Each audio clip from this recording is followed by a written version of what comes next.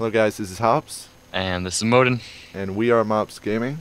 Today we're going to be doing a tutorial on a Zerg build known as the 7 Roach Rush. This build was popularized in the first year of StarCraft 2, and though it's still old, it is still effective, and it's something you can add to your arsenal of builds. If your opponent does not scout that you're going this, it can be really devastating. Yeah, so the build order for the 7 Roach Rush is you want to get your first Overlord on 9 supply, then your spawning pool on 12. At 15, you want to get your gas geyser, then you want to remake the drone to stay at 15 supply, make a queen and your roach warren, then you want to get 2 Overlords at 18, then you just want to sit back and get minerals and gas until the injection of your queen on the hatchery pops, and you can make 7 roaches right off the bat. In this build, every drone matters, so you cannot drone scout. You'll have to rely on your overlords to know where your opponent is and to know what he is doing.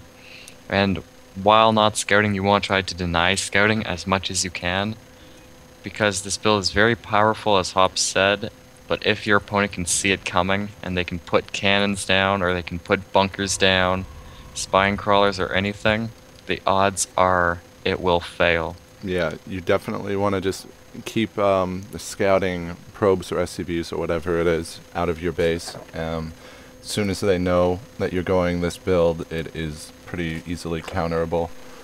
But it is very effective if your opponents open Hellions, or if they go, let's say, Forge Fast Expand, a 3-gate Fast Expand it can crush. If your opponent goes 4-gate even, it can get there before it's ready. Yes, and it also works versus Zerg. Unless the Zerg goes for like some speedling rush, then you'll have to be very careful and try to micro your workers and use that queen for defense, because until the roaches come out, you will have no attacking units. Right. Right.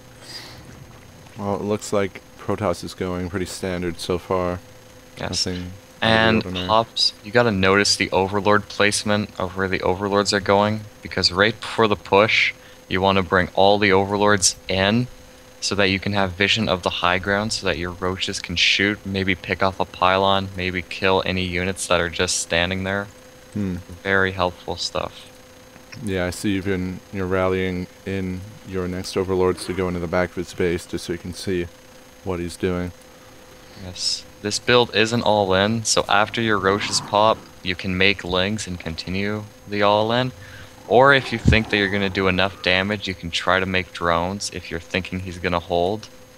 But most of the time, you will go lings because this is all-in.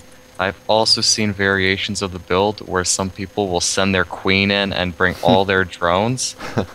You can, but personally I find the build much more effective when you bring Zerglings in after. Yeah, then if you do enough damage, you can go back to droning rather than just having it completely all in with everything. So there goes all the 7 roaches. Once again, if you do one thing wrong, or you forget a drone, or you drone scout, your mining and minerals aren't going to be all on, like, not all your roaches are going to pop at the same time. You can have one delayed, and when you have to wait for one roach before pushing up a guy's ramp, because every roach matters, Yeah, it can be quite devastating. Yeah, as soon as they see your army coming, like, they can start preparing, and if you're waiting with one roach, you know, that could just be the difference of losing the game.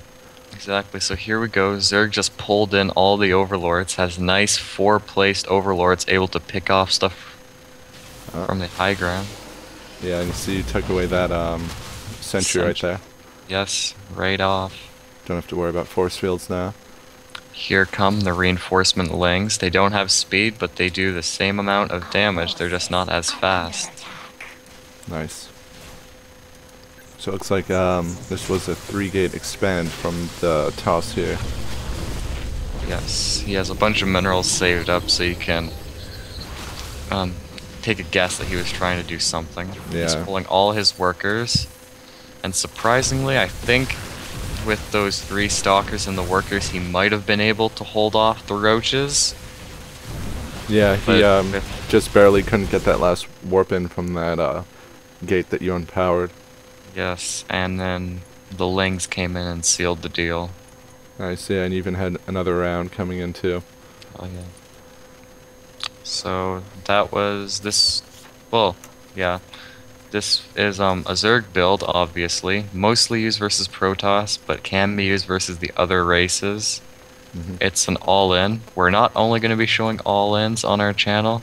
We just thought about starting off with 3 all-ins for Yeah. each race. This isn't going to be the cheese channel, guys. Sorry. I know most of you are probably looking forward to that.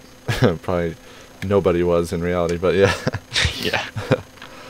Alright, well, I hope you guys enjoyed this video. We'll have the build order in the description down below and some links to our Facebook and other things. Yeah, see you guys next time.